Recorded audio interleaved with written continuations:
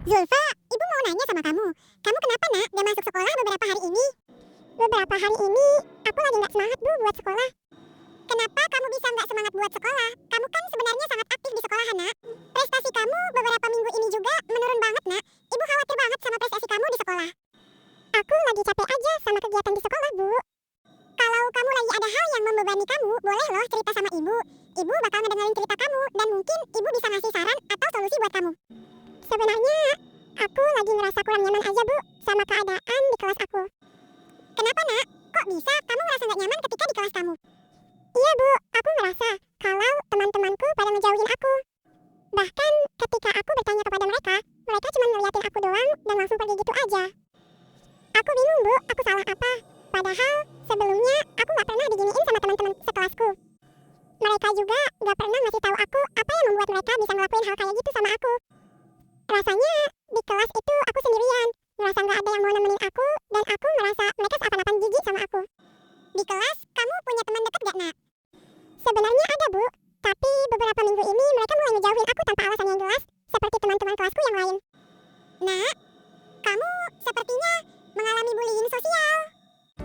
Teman-teman, dari cuplikan tersebut dapat dilihat bahwa anak SMP tersebut tengah mengalami bullying yang dilakukan oleh teman-teman sekelasnya.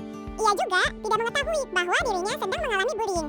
Oleh karena itu, kami akan membahas tentang apa itu bullying, jenis-jenis bullying, dampak dari bullying, serta siapa saja yang terlibat dalam bullying.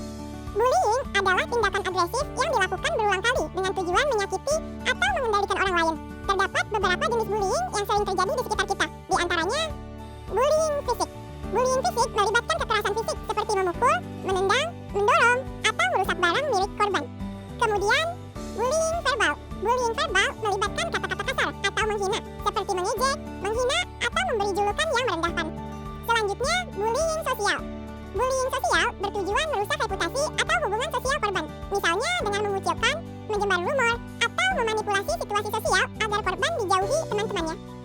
Kemudian, cyberbullying. Cyberbullying ini dilakukan melalui media digital, seperti media sosial, pesan teks, email, atau platform online. Contohnya termasuk menyebarkan rumor online, mengirim pesan ancaman, atau membuat akun palsu untuk mempermalukan korban. Kemudian, ada bullying psikologis. Bullying psikologis ini melibatkan tindakan yang menakut-nakuti, mengintimidasi, atau mengendalikan korban secara emosional, seperti memberikan tatapan menakutkan, mengancam, atau membuat korban merasa tidak berharga. Dan terakhir, bullying seksual. Bullying seksual ini melibatkan tindakan atau komentar yang bersifat seksual dan tidak diinginkan, termasuk pelecehan seksual, sentuhan tidak diinginkan, atau komentar seksual yang tidak pantas. Masing-masing jenis bullying ini dapat memiliki dampak serius pada kesehatan mental dan fisik korban, sehingga penting untuk mengenali dan menangani setiap bentuk bullying dengan serius.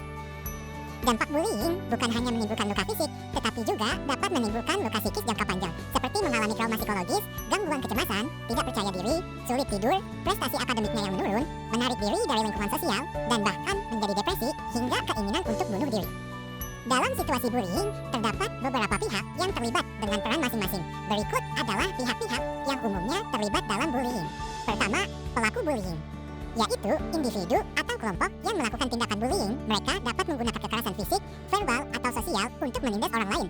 Pelaku biasanya memiliki satu kekuatan dan lebih kuat dari korban, seperti kuat dalam fisiknya, status sosialnya, dan jabatannya. Selanjutnya, korban bullying, yaitu individu yang menjadi target bullying. Korban seringkali mengalami perasaan takut, terisolasi, dan tertekan akibat perlakuan yang diterima. Dan terakhir, pengamat, yaitu orang-orang yang menyaksikan tindakan bullying. Mereka bisa saja pasif dan tidak melakukan apa-apa, atau mereka dapat berperan aktif dengan mendukung pelaku atau membantu korban.